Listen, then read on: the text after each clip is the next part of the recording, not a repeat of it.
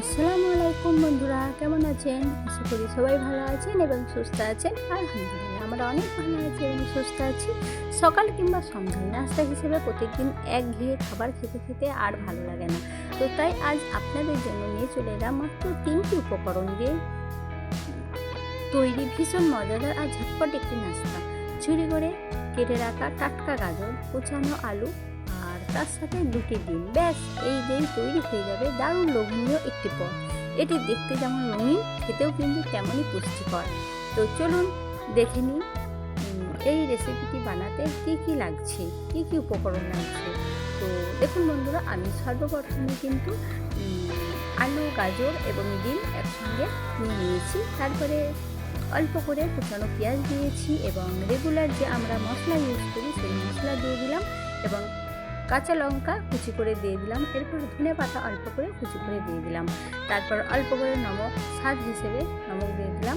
এরপরে দিলাম আটা। আপনারা কিন্তু ময়দা দিয়েও এই রেসিপিটি বানাতে পারেন, আমি আটা দিয়েছি। তো এরপরে বন্ধুরা খুব সুন্দরভাবে মিশ্রণটি মিশিয়ে নিতে হবে, খুব সুন্দরভাবে কিন্তু মিশিয়ে নেব।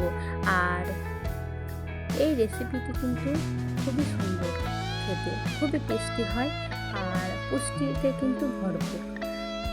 ছোট থেকে বড় সবাই কিন্তু চেটে পুটে খাবে। বাচ্চাদের টিফিন কিংবা বিকেলে নাস্তার জন্য এটি একটি পারফেক্ট হেলদি অপশন। তো পুরো রান্নাটি আমি কিভাবে করলাম তা দেখতে ভিডিওটি শেষ পর্যন্ত না টেনে দেখতে থাকুন। আর রেসিপিটি যদি ভালো লাগে অবশ্যই লাইক এবং সাবস্ক্রাইব করতে কিন্তু একদম ভুলবেন না। তো চলুন দেখা যাক। তো দেখুন বন্ধুরা, আমার কিন্তু খুব সুন্দরভাবে মিশ্রণটি মেশানো হয়ে গেছে। তো বন্ধুরা, এবার আমি প্যানে সামান্য অল্প করে তেল দিয়ে তেলটি খুব সুন্দরভাবে গরম করে নিয়েছি। এরপরে মিশ্রণটি দিয়ে দিলাম। মিশ্রণটি খুব পাতলাভাবে দিতে হবে। দেখুন বন্ধুরা, কালারটি কত সুন্দর এসেছে। আর চামচের সাহায্যে আমি কিন্তু খুব সুন্দরভাবে একটি গোল শেপ দিয়ে দেবো, তাহলে দেখতে ভালো লাগবে। এই রেসিপিটি এরপরে গোল শেপ করে দিয়ে দিলাম। দেওয়ার পরে এপিঠ ওপিঠ লালচে করে খুব সুন্দরভাবে ভেজে নিলেই কিন্তু আমাদের দারুণ স্বাদের নাস্তা, অল্প সময়ে পুষ্টিকর একটি খাবার তৈরি হয়ে গেল। বেশি কিন্তু টাইম লাগবে না এটি বানাতে, অল্প টাইমের মধ্যেই কিন্তু আমাদের পুষ্টিকর খুব সুন্দর একটি টেস্টি নাস্তা বানানো হয়ে যাবে। এটি সকাল কিংবা বিকালে খেতে দারুণ লাগে কিন্তু।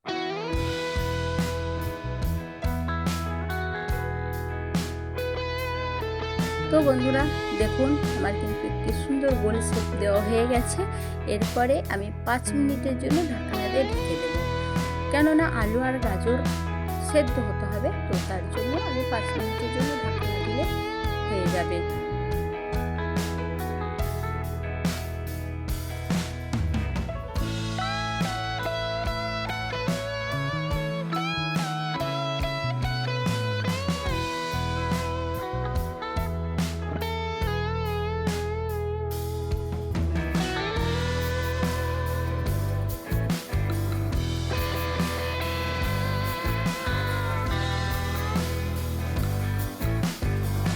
তো দেখুন বন্ধুরা, 5 মিনিট পর চলে এসেছি, ঢাকনা উঠিয়ে নিচ্ছি। এরপরে এক পিঠ যেহেতু খুব ভালোভাবে ভাজা হয়ে গেছে, এরপরে উল্টো দিক আমি খুব সুন্দরভাবে ভেজে নেব। এটি কিন্তু খুব সাবধানে উল্টাতে হবে, যেহেতু খুব নরম জিনিসটি। তো তার জন্য মিশ্রণটি কিন্তু নরম বানিয়েছিলাম। তো তার জন্য একটি প্লেট নিয়েছি, প্লেট নিয়ে কিন্তু খুব সুন্দরভাবে উল্টে দিলাম।